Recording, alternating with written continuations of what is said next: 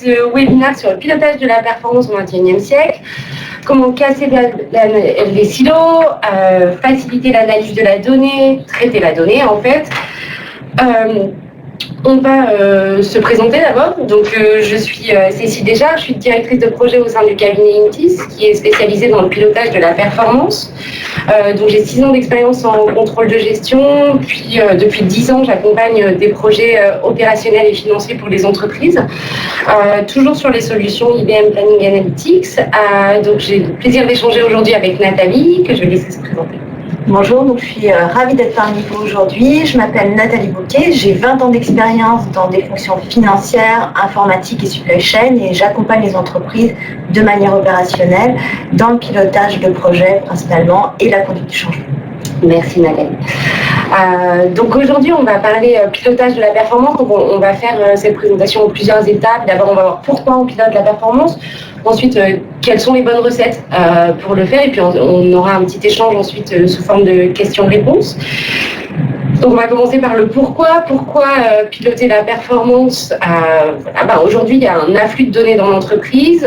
C'est une véritable opportunité pour les différentes directions métiers de tirer parti de ces données pour comprendre, analyser, simuler, faire des prévisions, du reporting, de l'analyse. Et ça va concerner toutes les directions d'entreprise, que ce soit des RH, de la logistique, du commerce, bien sûr de la finance. On va pouvoir trouver des exemples simples. Combien de camions il faut pour assurer nos tournées de livraison demain, combien on a vendu, quelles sont les statistiques de commande de mon client et du coup pourquoi est-ce qu'il n'a pas commandé, etc. etc. Donc ça c'est les différents enjeux, voilà. Mais chaque métier a ses enjeux qui sont globalement les mêmes. C'est de, premièrement, sortir du cauchemar de la bureautique, le fameux Excel Nightmare. Voilà, donc la production de fichiers Excel à haute valeur ajoutée, souvent pour les contrôleurs de gestion ou pour les opérationnels. Ensuite, c'est collaborer entre les métiers, arrêter de passer 1 heure au début de chaque COMEX pour savoir quel est le bon chiffre d'affaires, quels investissements on va faire, où sont les intercos, etc. Chaque indicateur est défini et tout le monde partage la même définition. Automatiser les tâches à faible valeur ajoutée, les fameux fichiers Excel qui n'ont pas ou peu d'apport de valeur pour les contrôleurs de gestion. Gérer un fort volume de données, on connaît les limites des outils bureautiques aujourd'hui. Dès qu'on a beaucoup de données, ça devient compliqué, complexe, les fichiers sont colossaux, ils prennent de la place sur les serveurs, tout le monde devient un peu fou. Tout ça va nous permettre de simuler, donc d'anticiper, de prévoir qu'est-ce qui se passe si demain le prix du baril de pétrole prend 10%. C'est quoi l'impact sur la logistique? C'est quoi l'impact sur ma marge? Et c'est quoi l'impact sur le résultat de l'entreprise in fine? Et donc l'objectif, c'est bien de mieux piloter l'entreprise. Je vais laisser Nathalie rebondir sur ces différents sujets. Alors effectivement, il y a un ensemble d'éléments à prendre en considération pour piloter la performance, à commencer en fait par les coûts, puisqu'il faut rationaliser les outils. Parce que ne pas les démultiplier, justement, permet de limiter les coûts. Et le contexte, finalement, moi, je rencontre le plus souvent, ce sont des entreprises qui ont des outils qui sont trop contraignants, coûteux à maintenir, une administration, bien évidemment, qui est lourde, et évidemment aussi des interfaces qui sont complexes entre les outils. Et tout ça rend bien évidemment l'organisation beaucoup moins performante et beaucoup moins efficace.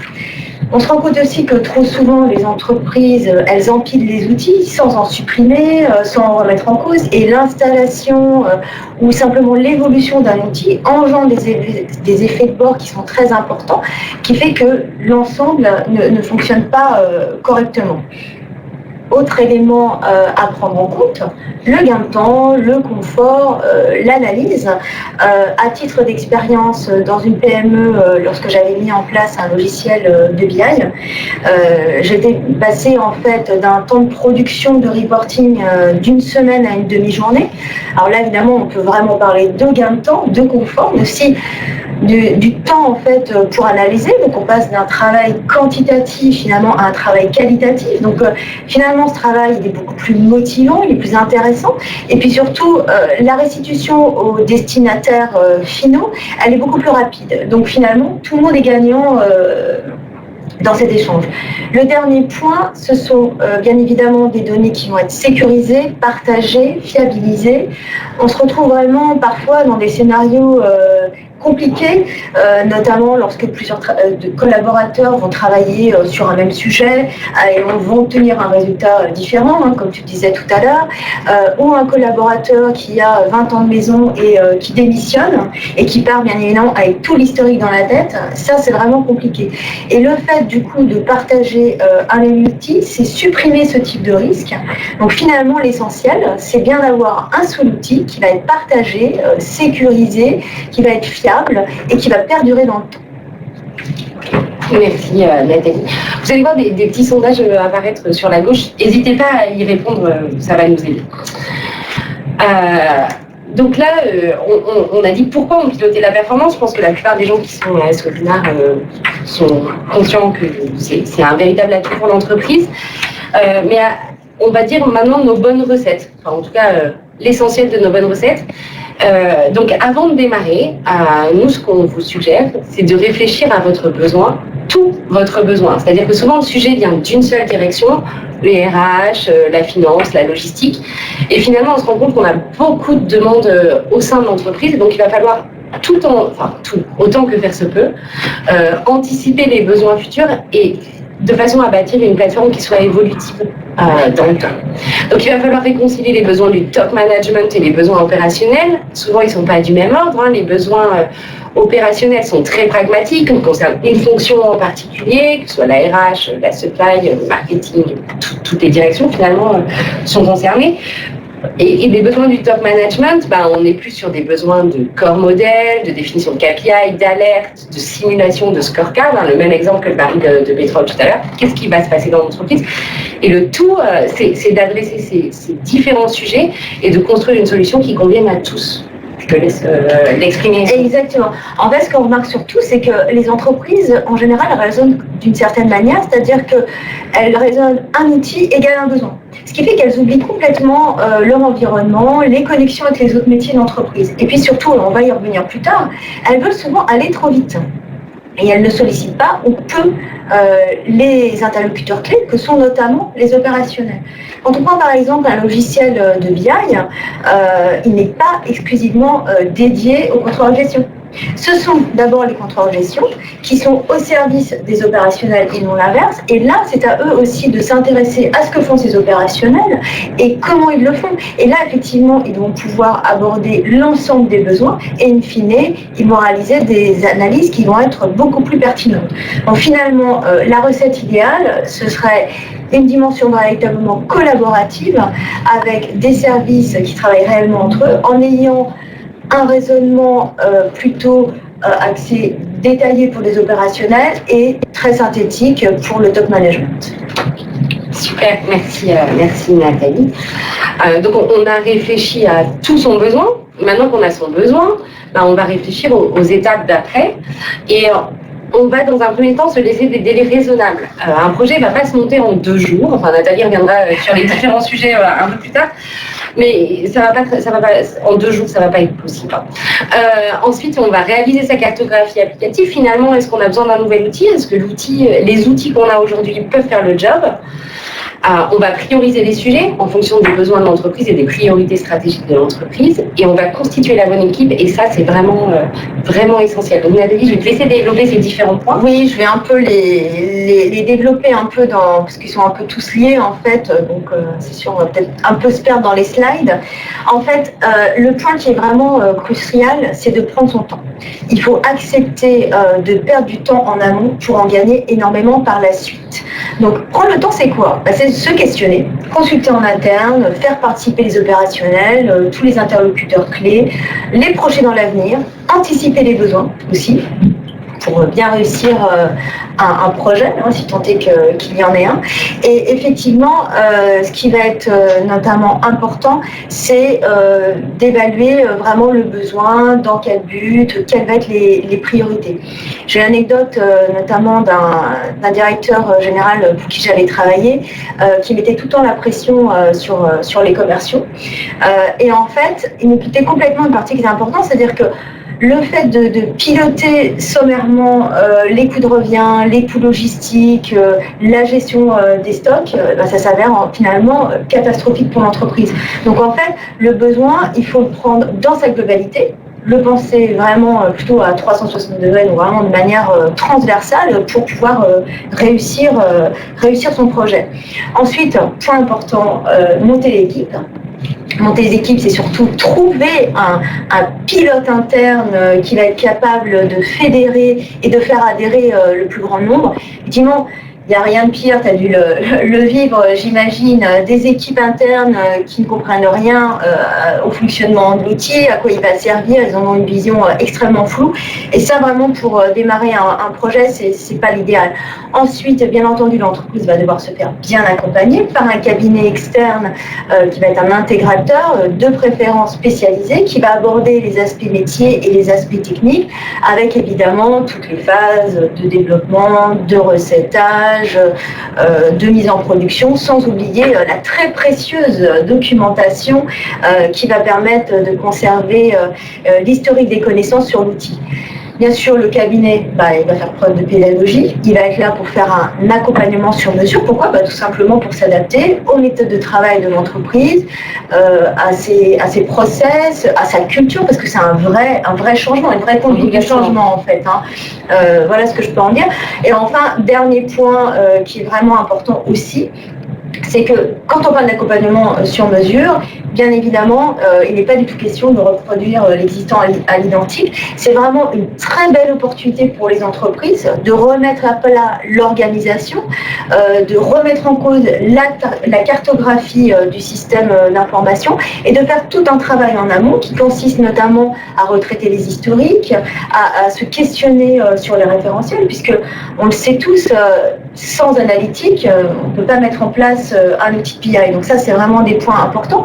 Et aussi, un point qu'on peut parfois considérer comme mineur, mais qui est quand même un point important, c'est aussi de bien connaître toutes les étapes, et surtout les étapes humaines, d'une tâche qui est censée être automatisée dans l'outil. Voilà, ça évite bien des erreurs et des développements supplémentaires par la suite. Bien sûr, il y a quand même un élément qui est important, c'est que l'outil, il ne va pas tout faire à votre place, il ne va pas vous structurer, il ne va pas vous organiser, donc c'est vraiment à vous de jouer le jeu bien en amont, et donc prendre le temps, ce sera vraiment important. Merci Nathalie. Il y a juste un point qu'on n'a pas vu, c'est la définition de la méthode projet. Donc il y a un choix à opérer par l'entreprise qui est soit de faire un accompagnement de l'entreprise pour qu'elle prenne en main la solution. Chez nous, ça s'appelle du coaching. Soit de se laisser porter par un intégrateur qui va livrer un produit fini et donc avec une maintenance derrière qui est déportée. Le choix, il dépend vraiment de la stratégie de l'entreprise. Aujourd'hui, les outils permettent de faire ce coaching et donc les métiers peuvent s'approprier la solution. Ça, c'est un vrai gain. Après, ça dépend de la stratégie de l'entreprise. Oui, c'est surtout, en fait, ce que je trouve vraiment intéressant dans cette méthode, c'est que lorsqu'on se trompe, lorsque finalement on se rend compte en entreprise qu'on a oublié des éléments, là, il est encore temps de faire quelque chose. Parce que quand on ne fonctionne pas par petits lots, finalement, on arrive sur un outil qui va être malheureusement mal conçu. Les opérationnels vont pas du tout rentrer dans le jeu. Ça va être compliqué, ça va démobiliser les gens, il va y avoir des nouveaux développements à faire, ça va avoir un coût. Et finalement, les interlocuteurs internes, ils se disent, mais pourquoi finalement on a mis cet outil en place, ça répond pas à mon besoin, finalement je regrette Excel. Donc voilà, c'est un peu dommage d'en arriver là. Et je pense que justement, en fonctionnant comme ça, par petites touches, on arrive à avancer et finalement le projet il se lance et il fonctionne plutôt bien. C'est ça, donc on se trompe vite, on avance mieux. le client qui n'a pas l'habitude de ces solutions, il progresse au fur et à mesure des lots et il devient plus fort. Donc on le voit, nous, en intégrant chez nos clients, au démarrage, c'est une adaptation, une conduite du changement. Mais de plus en plus, l'outil devient beau, il devient agréable, il répond parfaitement aux besoins.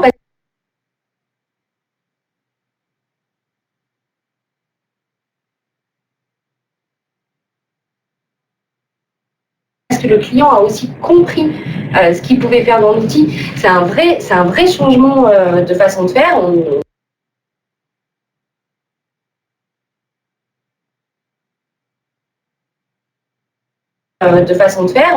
On est souvent en multidimensionnel, donc passer du tabulaire en multidimensionnel, c'est un peu compliqué au début, mais ça se fait très bien, et surtout, une fois qu'on a vécu cette révolution, je pense que moi, je ne saurais pas revenir travailler en contrôle de gestion sans ça. Voilà, donc on se trompe vite, on avance par petits lots, on prépare son besoin. Je pense que c'est vraiment essentiel, cette partie de cadrage. Les clients nous disent souvent le cadrage, c'est beaucoup, c'est une grosse charge, etc. On se rend compte que si on va bien, on va bien dans le cadrage, on va ensuite vite dans le projet.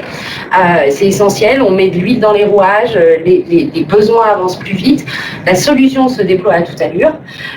Donc là, je pense que complètement. La note de cadrage, ce ne sera jamais une perte de temps, vraiment. Parce que après, ça permet vraiment de rapidement améliorer le processus et du coup, tout le monde est gagnant in fine, en fait. Le temps qu'on perd en amont, on va le gagner en aval. Vraiment. Donc c'est pas une perte de temps. C'est jamais une perte de temps. Ça marche. Donc maintenant, donc vous avez vu ce qu'il fallait préparer en gros, et puis une fois que c'est préparé, on a décidé de faire un projet. Il y a deux aspects. Il va falloir consulter et choisir. Donc il va falloir choisir deux choses, à la fois un outil et du conseil. Donc je vais laisser Nathalie parler du conseil parce que je suis un peu partie prenante sur le sujet. Sur l'outil, quelques petites choses à dire. Donc il faut le point essentiel, il faut qu'il soit scalable, qu'il soit évolutif, qu'il puisse couvrir tous les besoins de l'entreprise. Aujourd'hui, donc on en a parlé, le besoin il va venir d'une direction. Par exemple, la RH, donc il va choisir un outil ad hoc à la RH. Et puis demain, ça va venir de la logistique. La logistique va demander un nouvel outil. In fine, vous allez cumuler les outils et pour réconcilier toutes ces bases de données, par-dessus, vous allez mettre un autre outil. Donc en fait, il faut choisir le bon outil dès le départ et prendre quelque chose qui soit dédié à toutes les fonctions de l'entreprise. Le second point que moi je trouve important, c'est qu'il faut qu'il soit beau et ergonomique, parce que ça fait partie de l'accompagnement du changement. On le répétera jamais assez. On va perturber les opérationnels ou les fonctionnels, enfin les fonctions support qui travaillent sur le sujet. Ils vont sortir de leurs petites tâches de production quotidienne pour passer dans l'analyse. Et donc, l'outil doit être beau pour les aider à l'aimer. C'est un peu comme quand on choisit une voiture. Voilà. Il doit être bien évidemment adapté au volume de données de l'entreprise. C'est-à-dire qu'il doit, si vous avez beaucoup de données, il faut qu'il absorbe un fort volume de données. Si vous avez 10 chiffres, Excel suffira sans doute. Par contre, dès qu'on attaque des volumes de données, il faut vérifier qu'il soutient ce volume-là. Et enfin, il doit mélanger, en termes de pilotage de la performance, le reporting et la simulation, donc permettre d'analyser la donnée, mais aussi de prévoir, d'anticiper, de rentrer de la donnée et de l'enrichir pour en sortir un véritable outil de pilotage. Je sais pas, sur le conseil, je te laisse... Alors, sur le conseil, ce qui est important, c'est d'avoir un intégrateur qui va être spécialisé dans la solution choisie, parce qu'il va évidemment avoir une expérience très solide. C'est aussi et surtout un cabinet qui va connaître et couvrir les aspects métiers et techniques. Il n'y a rien de pire, par exemple, pour un financier, de rencontrer un technicien qui va absolument rien comprendre à son métier. En termes d'expression de besoin, c'est en général assez compliqué. Ensuite, moi je dirais, c'est aussi avoir un bon feeling avec les personnes qu'on rencontre. Moi, ça me semble important parce que c'est quand même une collaboration qui va s'inscrire dans la durée, va travailler main dans la main. C'est quand même en général un accompagnement sur mesure, donc il faut développer une vraie relation de confiance. Un peu comme un entretien d'embauche, je crois. Exactement. Okay. Super, merci Nathalie. Donc c'est important de choisir le bon outil, de choisir le bon conseil. Souvent, les deux sont liés. Voilà, les deux sont liés intimement, c'est-à-dire que le cabinet, oui, moi je suis d'accord, il faut qu'il soit spécialiste de la... Exactement. Donc vous avez vu les différents aspects qu'on voulait vous présenter aujourd'hui. On ne peut pas tout développer et en parler pendant des heures, donc on va juste résumer rapidement ce qui s'est passé. Donc l'essentiel, c'est de communiquer, de partager, bien évidemment, d'accompagner le changement, de communiquer autour de votre projet dans l'entreprise, de détecter les besoins, de voir quelles sont les priorités, etc. La communication est essentielle. D'écouter les autres, que ce soit le conseil qui va peut-être vous aider à challenger vos process, puisqu'il a l'habitude de le faire, mais surtout les utilisateurs finaux qui ont forcément un avis pour gérer leur quotidien. Hein. C'est eux qui sont dans le besoin et dans le dur, j'allais dire, de la donnée et de la production du fichier Excel. Je vais prendre un exemple là-dessus rapidement. On a mis en place un projet l'année dernière dans une entreprise qui compte à peu près 80 utilisateurs opérationnels, très opérationnels. Et la chef de projet a fait un travail remarquable. Elle a vraiment écouté à la fois les utilisateurs finaux et les demandes de la direction dans un délai très court. Et en fait, ça lui a permis de vraiment répondre aux besoins. Les utilisateurs ont adopté l'outil, ce qui était un vrai challenge au démarrage. Et aujourd'hui, l'outil se déploie, c'est-à-dire que de nouveaux utilisateurs finaux apparaissent et l'outil est en passe de devenir en fait la base de données centrale de l'entreprise et le référentiel. Alors qu'au début, il s'adressait à une fonction très opérationnelle. Aujourd'hui, tout le monde le veut. Donc c'est tant mieux, c'est chouette, c'est un projet réussi. Voilà. Mais c'est parce qu'elle a écouté les besoins des utilisateurs. Donc ça revient tout ça à gérer toute la culture du changement. Donc tout ça, c'est l'accompagnement, la communication, le partage. Hein. Vous avez vu là-dedans, on met pas de problème technique en fait. Hein. Il y a pas. Mais il y a beaucoup d'humains. Hein, c'est beaucoup d'empathie et de process d'accompagnement. Les deux derniers points sont essentiels, c'est-à-dire qu'il faut prendre le projet en main. L'utilisateur ne fera pas, l'intégrateur, ne fera pas le projet sans l'entreprise. C'est votre projet, il est ad hoc, il répond à vos besoins.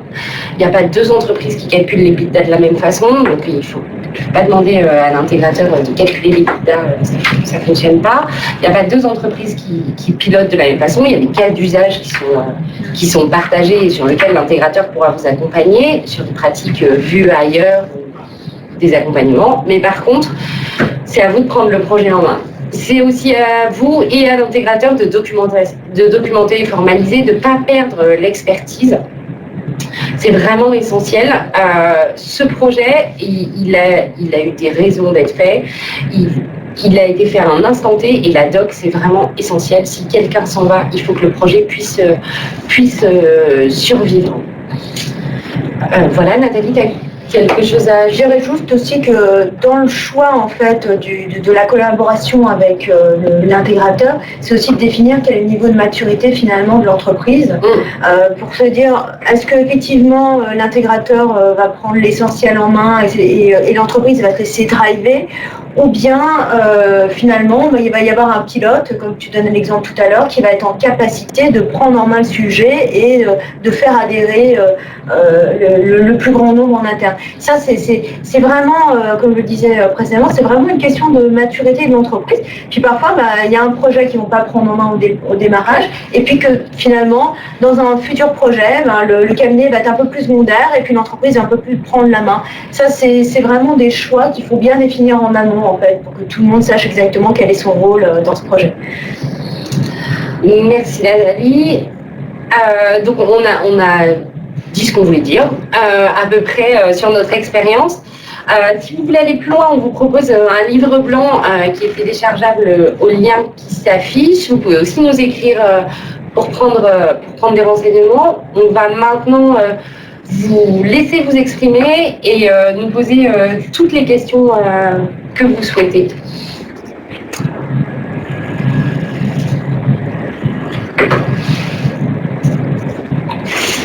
Donc, une première question, le profil idéal des pilotes internes ou sponsors.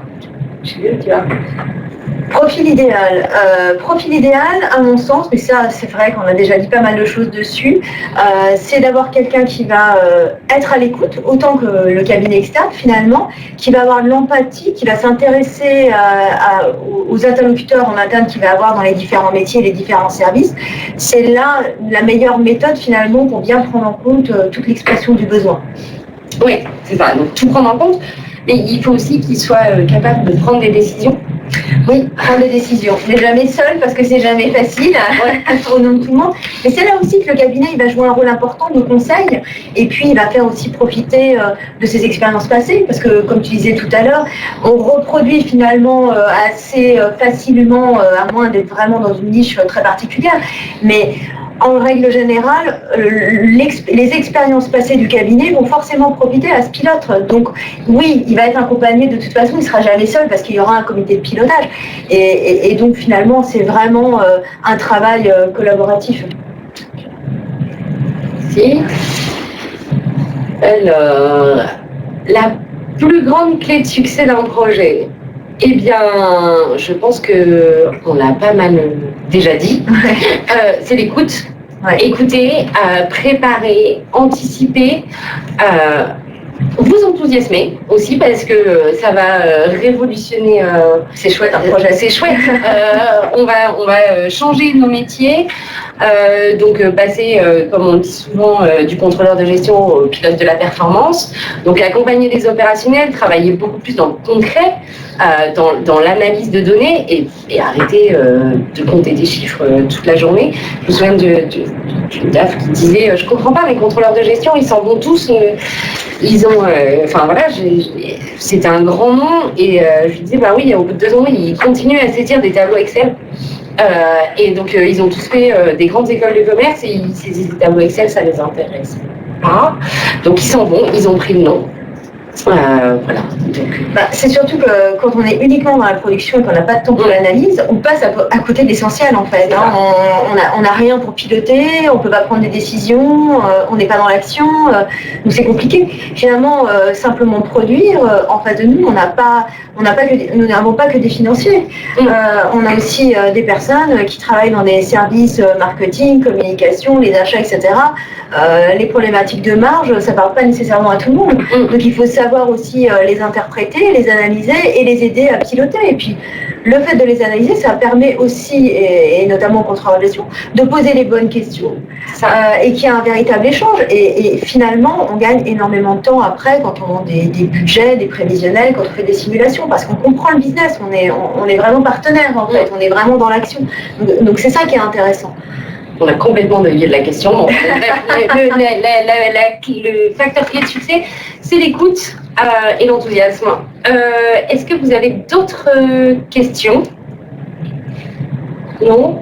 Oui? Allez-y, hein. On va y répondre. Non? On n'a plus qu'à vous remercier en fait d'avoir pris le temps de nous écouter ce matin. Enfin, en tout cas, nous, on a vraiment été ravis de pouvoir, on l'espère, vous apporter des conseils pour réussir vos projets. Merci beaucoup. Merci, au revoir. Et n'hésitez pas.